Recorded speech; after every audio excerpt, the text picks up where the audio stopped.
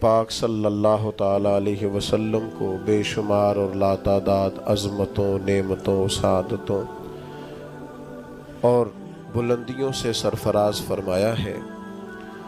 ان میں سے حضور علیہ السلام کی ایک عظمت اور ایک بلندی یہ ہے کہ وَإِنَّكَ لَعَلَىٰ خُلُقٍ عَظِيمٍ، فرمایا محبوب بے شک آپ عظیم اخلاق پر ہیں، آپ کے خلق، آپ کی خو بڑی عظیم ہے۔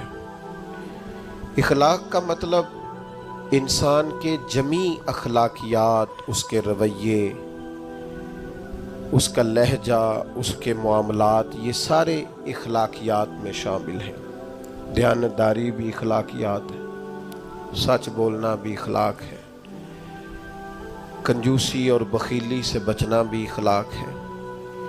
انسان تمام رذائل سے اپنے آپ کو محفوظ رکھے، اچھی عادات، اچھا رویہ، اچھی سوچ، اچھا لب و لہجہ، لوگوں کے حق میں خیر خواہی کا جذبہ، دوسروں کے لیے اس کی طبیعت کے اندر اچھے جذبات، یہ سارا اخلاقیات کا معاملہ ہے۔ نبی کریم صلی اللہ تعالیٰ علیہ وسلم نے اپنی تشریف آوری کے جو مقاصد خود بیان فرمائے، ان میں سے سرکار نے ایک بڑا مقصد یہ بیان فرمایا کہ میں تمہارے اخلاق کی تکمیل کرنے کے لیے دنیا میں آیا ہوں۔ انسان بڑا پکا نمازی ہو، بڑا پکا حاجی ہو، اس کا سارا لباس مذہبی ہو، اس کا دعویٰ بھی یہ ہو کہ میں بہت کامیاب دیندار آدمی ہوں، لیکن اس کا رویہ، اس کا لین دین کرنا، اس کا لوگوں سے معاملات کرنا، اس کا لوگوں کے بیچ وقت گزارنا یہ ٹھیک نہ ہو تو کوئی بھی اس کی نمازوں پر، عبادتوں، ریاضتوں پر بھروسہ کرنے کو تیار ہے۔ اقبال کہتے ہیں یہ ذکر و فکر، یہ نیم شبی، یہ ریاض، تیری خودی کے اگر پاسباں نہیں تو کچھ بھی نہیں۔ یہ جو کچھ تو بتا رہا ہے، عبادتیں، ریاضتیں، پرہیزگاریاں، یہ اگر تیرے اندر کوئی تبدیلی نہیں لا سکی، نماز بے حیائی سے نہیں روک سکی، اور تیرے صدقات و خیرات کرنا تیری زبان کو میٹھا نہیں کر سکے، تیرے لہجے کو حسین نہیں کر سکے، تو تیری ساری یہ عبادتیں نتیجہ خیز ثابت نہیں ہوئی۔ میرے بھائیوں، ہم جب دنیا کے اندر جاتے ہیں، لوگوں سے معاملات کرتے ہیں، تو لوگ ہماری دیانتداری سے، ہماری سچائی سے، ہمارے وعدوں کی پابندی سے، ہمارے اخلاص سے، ہماری عاجزی سے، ہماری محبت سے ہمیں پہچانتے ہیں۔ لوگ لوگوں کو وردیوں سے نہیں پہچانتے۔ لوگ جب لوگوں کے ساتھ معاملات کرتے ہیں تو پھر انہیں اندازہ ہوتا ہے کہ یہ انسان کس طرح کا ہے۔ نبی پاک صلی اللہ تعالیٰ علیہ وسلم نے ارشاد فرمایا کہ تمہیں پتہ ہے مجھے سب سے زیادہ پیار کس سے ہے اور قیامت کے دن میرے سب سے زیادہ قریب کون ہوگا؟ امتی کی ساری زندگی یہ دوڑ رہتی ہے کہ میں کسی طریقے سے قرب مصطفیٰ کو پاؤں، نبی پاک علیہ السلام کی نگاہ کرم مجھ پہ ہو، تاکہ دنیا میں بھی، قبر میں بھی، حشر میں بھی، آخرت میں بھی میرے معاملات سنور جائیں۔ تو یہ بہت بڑی سعادت مندی ہے کسی کے لیے کہ حضور اسے اپنا محبوب کہیں اور قیامت کے دن اسے سب سے زیادہ قریب بٹھائیں۔ تو کریم فرمانے لگے تمہیں پتہ ہے میرا محبوب کون ہے اور قیامت کے دن میرے سب سے زیادہ قریب کون ہوگا؟ اور یہ بات حضور نے 3 دفعہ ارشاد فرمائی۔ فرمایا جانتے ہو میرا محبوب کون ہے؟ جانتے ہو قیامت میں میرے سب سے زیادہ قریب کون ہوگا؟ حضور تو اشارتاً بھی کوئی بات کریں تو بڑی بات ہے، 3 بار ایک بات کو دہرا کے محبوب نے فرمایا میرا سب سے زیادہ محبوب وہ ہے اور قیامت کے دن میرے سب سے زیادہ قریب وہ ہوگا جس کے اخلاق زیادہ اچھے ہیں۔ ساری محنت اپنے ظاہر پر نہ کریں، سارا وقت کپڑوں کو سجانے سنوارنے میں نہ گزار دیں، سارا ٹائم اپنی تصویروں کو درست کرنے میں ضائع نہ کر دیں۔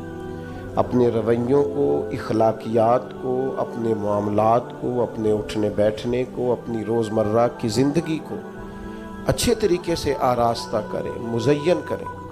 اور چند ایک چیزیں تو ایسی ہیں جن پر اور زیادہ توجہ کرنے کی ضرورت ہے۔ ان میں سے ایک اہم چیز جس کی طرف میں آپ کا اشارہ کرنے جا رہا ہوں وہ اہم چیز یہ ہے کہ سب سے پہلے یہ دیکھیں کہ ہماری طبیعت کے اندر درگزر کتنا زیادہ ہے، معاف کرنے کا مزاج کس حد تک ہے۔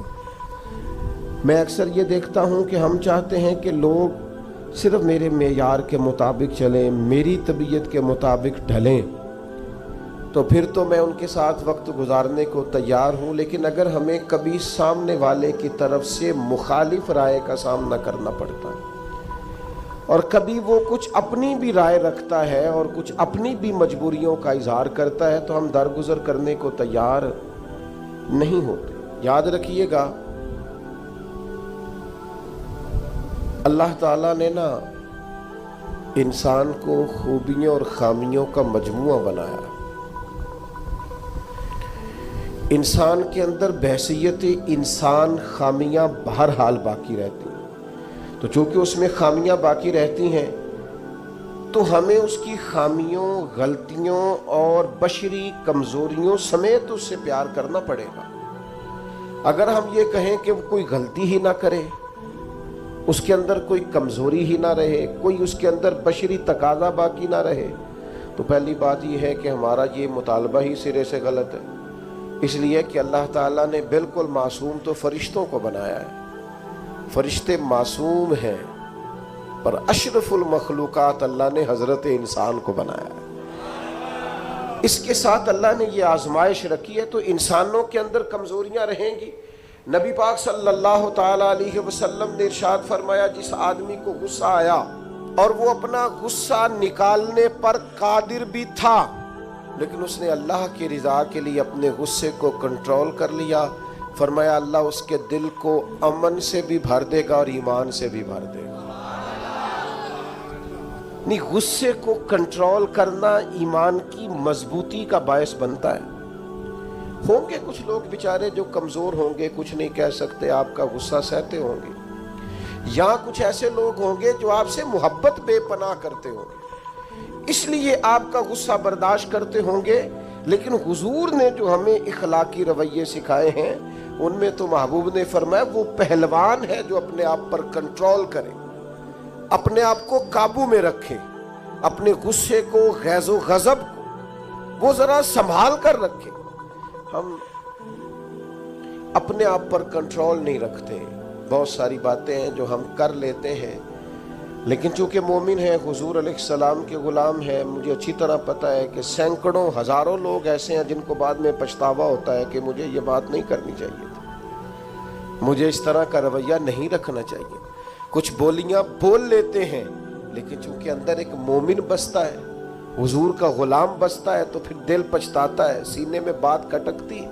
میرے بھائی بہت پہلے سے اپنے اوپر کنٹرول کریں، اپنے آپ کو غیظ و غضب سے، ناراضگی والے جملے بولنے سے بچائیں۔ ہاں بالکل ناراض نہ ہونا بھی زیادتی ہے، ناراض ہونا بھی چاہیے اور بڑا زبردست ہونا چاہیے، سخت شدت کے ساتھ غصہ کرنا چاہیے، پر کب؟ جب اللہ کی حدوں کو توڑا جائے، جب شریعت کی مخالفت کی جائے اور بے جا دین کی باتوں کو چھوڑا جائے، اللہ کی رضا کے لیے ناراض ہو۔ سیدہ طیبہ طاہرہ حضرت عائشہ صدیقہ رضی اللہ تعالیٰ عنہ فرماتی ہیں کبھی اپنی ذات کے لیے حضور ناراض نہیں ہوئے، لیکن اگر اللہ کی حدیں توڑی جاتی تھی تو ناراض ہوتے تھے۔ چاہیے نا والد کو کہ بیٹا جان بوجھ کے نماز چھوڑ دے تو ناراض ہو، بیٹی پردہ نہ کرے تو ناراض ہو، چاہیے نا اسے کہ اگر اس کے گھر کے اندر کوئی غیر شرعی کام ہو رہا ہو تو وہ ناراضگی کا اظہار کرے، حکمت کے ساتھ سمجھائے، دانائی کے ساتھ تبدیل کرنے کی پوری کوشش کرے۔ آپ کا دل اس وقت پوری طور پر ناراض ہو جب آپ شریعت کی مخالفت ہوتے ہوئے دیکھیں۔ 10,000 گم ہونے پر تو جس کا دل پریشان ہوتا ہے، لیکن نماز ظہر قضا ہونے پر جسے کوئی اثر نہیں ہوتا، جو چند منٹ، آدھا گھنٹہ، پونا گھنٹہ نوکری سے لیٹ ہو تو احساس پیدا ہوتا ہے، لیکن کئی دن بیت گئے فجر نہیں پڑی، کتنے دن گزر گئے سویرے اللہ کی بارگاہ میں نہیں اٹھا، توجہ نہیں ہوتی۔ 2 حدیثیں اکٹھی عرض کرنے لگا ہوں۔ آپ نے ان دونوں روایات پر غور کرنا ہے۔ ایک قاضی اجاز رحمۃ اللہ علیہ نے شفا شریف میں لکھی اور ایک امام احمد بن حنبل نے اپنی مسند میں نقل فرمائی۔ صحابہ فرماتے غزوہ احد کے موقع پر ہم نے نبی پاک علیہ السلام کے رخ زیبا پر خون بہتا ہوا دیکھا۔ کفار نے سنگ باری کی، تکلیف دی حضور کو، مقدس رخساروں پر خون بہا۔ ہم نے عرض کی یا رسول اللہ دعا کرے نا یہ برباد ہو جائے۔ تو نبی پاک علیہ السلام نے فرمایا مجھے لان تان کرنے والا نہیں بنا کے بھیجا گیا، مجھے رحمت بنا کے بھیجا گیا۔ اور نبی کریم نے دعا فرمائی یا اللہ انہیں ہدایت عطا فرما۔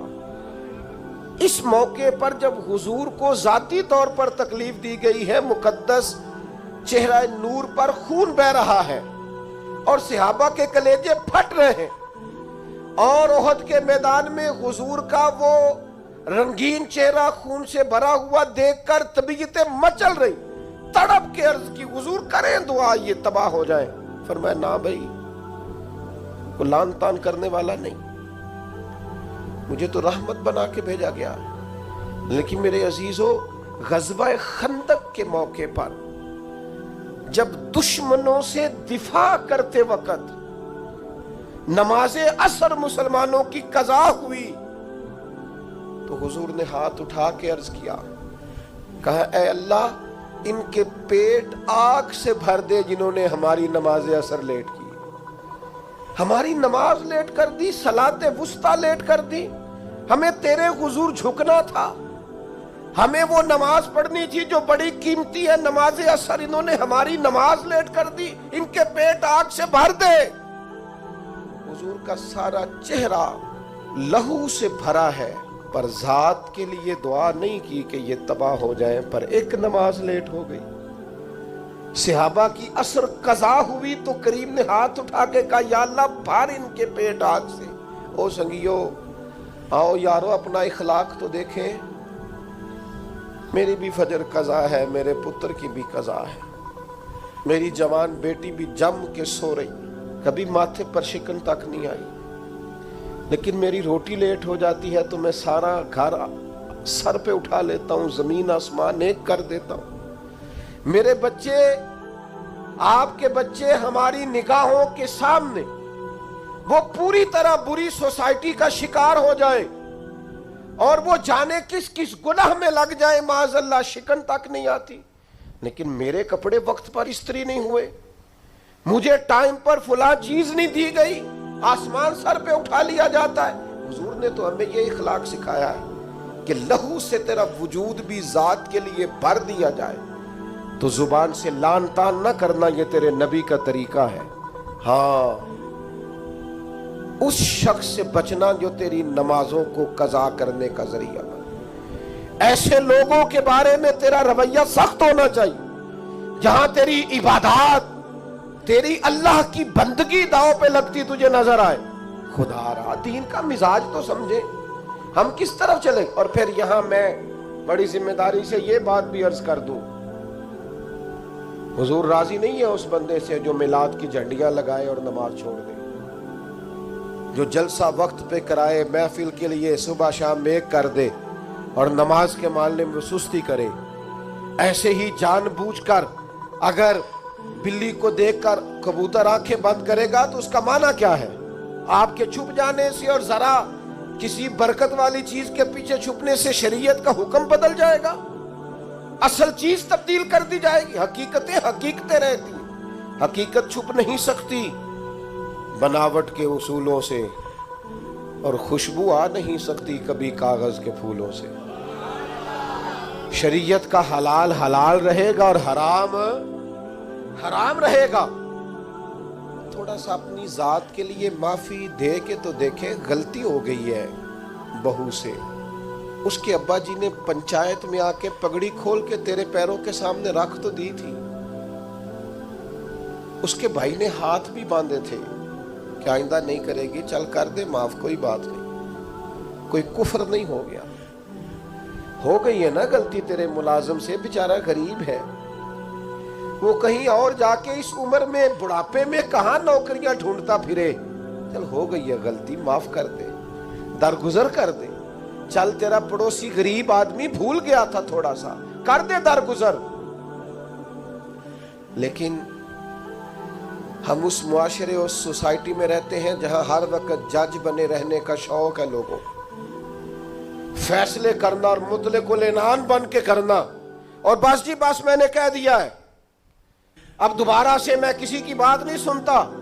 आप मुझसे नाराज ना हो जाएं तो यहां तो मस्जिद की कमेटी का सदर किसी से कंट्रोल नहीं होता, सारा कुछ बिगड़ता है तो बिगड़ जाए इल्ला माशाअल्लाह, लेकिन हमारा मिजाज है मां बदौलत ने जो कह दिया वो हो के रहेगा। पत्थर बरसाने वाले, तकलीफें देने वाले, अज़ियतें देने वाले हुजूर के सामने गर्दनें झुकाए खड़े थे। बताओ भाई तुम्हारे साथ क्या सलूक करूं, फतह मक्का के दिन ऐलान हो रहा है। उन्होंने पता क्या कहा, उन्होंने मेरे महबूब के अजमतों वाले बाप का जिक्र छेड़ दिया। कहने लगे आप भी बड़े ही करीम हैं, और आपके वालिद अब्दुल्ला भी बड़े ही करीम थे, बड़े करीम बाप के बेटे हैं आप, वो बड़े करीम थे। नबी पाक अलैहिस्सलाम ने फरमाया अगर तुमने ये कहा है तो जाओ, फिर तुम पर कोई बदला नहीं, तुम्हारे साथ वही सलूक करना है जो जनाब यूसुफ ने मिस्र आए हुए भाइयों के साथ किया। उन्होंने कुएं में फेंका था और जनाब यूसुफ ने सीने से लगा लिया था, लिहाजा तुम्हारे साथ वही कुछ करना है। वो लोग, हुजूर ने उन्हें माफ कर दिया। मैं अगर एक जुमला कहूं तो शायद आपको अच्छा लगे और आप कहें कि ये जुमला कोई किसी अच्छे अदीब ने और किसी अच्छे दानिश्वर ने बड़ी अच्छाई से कहा है। हुजूर ने उन्हें माफ करके रिहा कर दिया, पर वो कयामत तक के लिए मेरे नबी की जुल्फ के कैदी बन गए। फरमाया जाओ ना जाओ, मैंने तुम्हें रिहा किया। नबी पाक अलैहिस्सलाम ने उन्हें रिहाई दी और उन्होंने बुलंद आवाज से कलमे पढ़ने शुरू कर दिए। वो सारे हुजूर की जुल्फ नाज़िनी के गुलाम हो गए। माफ करके किसी को गुलाम बनाया जा सकता है, बदला लेकर गुलामियां नहीं होती, मोहब्बतें परवान नहीं चढ़ा करती, लेकिन वो हमारी तबीयत है ना, मिजाज है।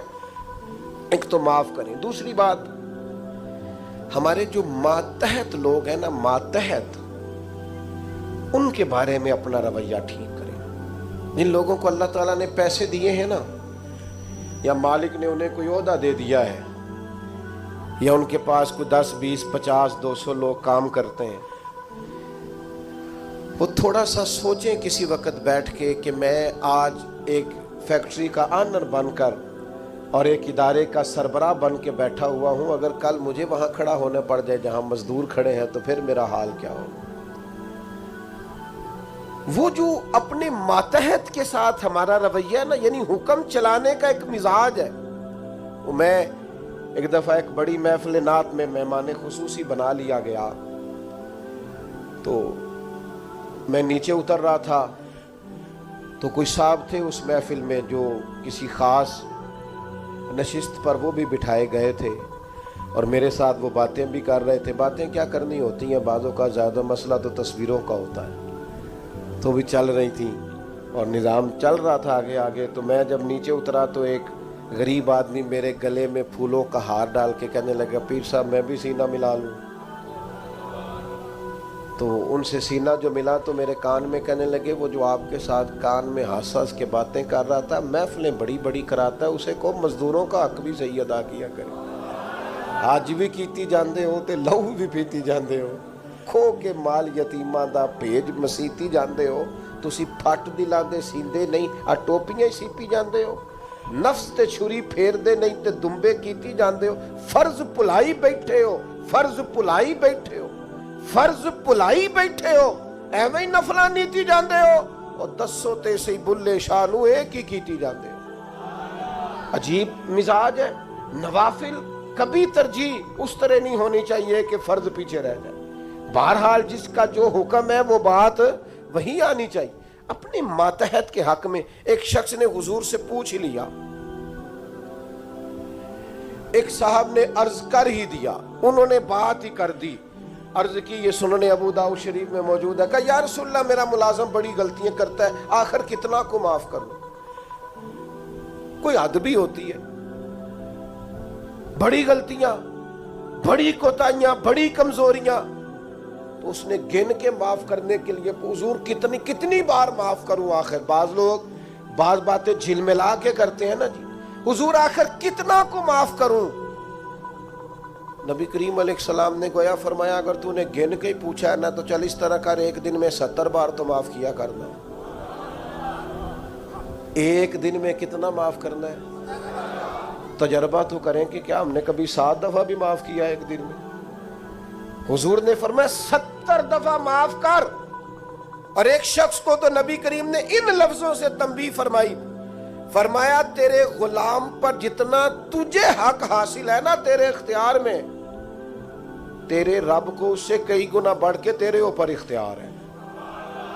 या रसूलल्लाह इनका करें क्या? तो नबी पाक ने फरमाया अपने गुलामों को इस तरह रखना, ये जो बड़ी बात करते हैं ना इंसानी हुकूक की, वो मुलाजम नु सूट दे रहे ने, कह नवा ही है, मैं कद्दी वारी पाया है, नवा ही है, लिहाजा तो भाई आपको बगैर जो नहीं पहना था वो देना चाहिए था ना, मुलाजम को नया खरीद के देते ना आप। यहाँ तो लोग ज़कात बांटते हैं अपने मुलाजमों पे, तो सियासी ज़कात बांटते हैं। हाँ, उसको पैसे जो जो वक्त व वक्त काम आ जाएगा, थोड़ी थोड़ी करके वहां बांटो, जब टाइम मिलेगा तो बुला लेंगे।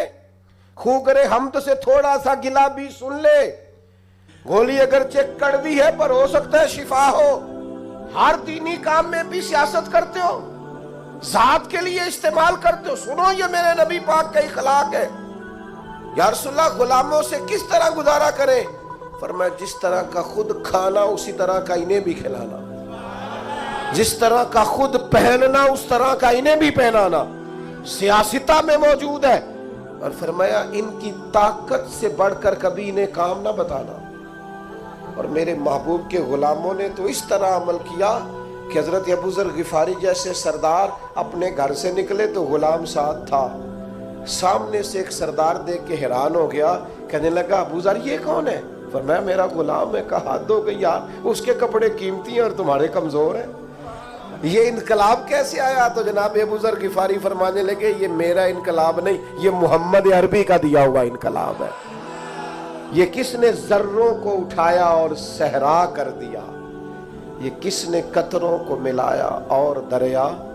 गालिबन एक गैर मुस्लिम के शेर है ये, कहता है ये किसने कतरों को मिलाया और दरिया कर दिया, किसने जर्रों को उठाया और सहरा कर दिया, ये किसकी हिकमत ने यतीमों को किया दुर्र यतीम और गुलामों को दुनिया भर का मौला कर दिया। जब हजरत बिलाल को काबे की छत पर अजान पढ़ने की बारी आई तो कुछ लोगों ने मशवरा दिया था कि हुजूर काफिर पहले ही मर गए, तो हजरत बिलाल को काबे की छत पे देखेंगे तो और मर जाएंगे।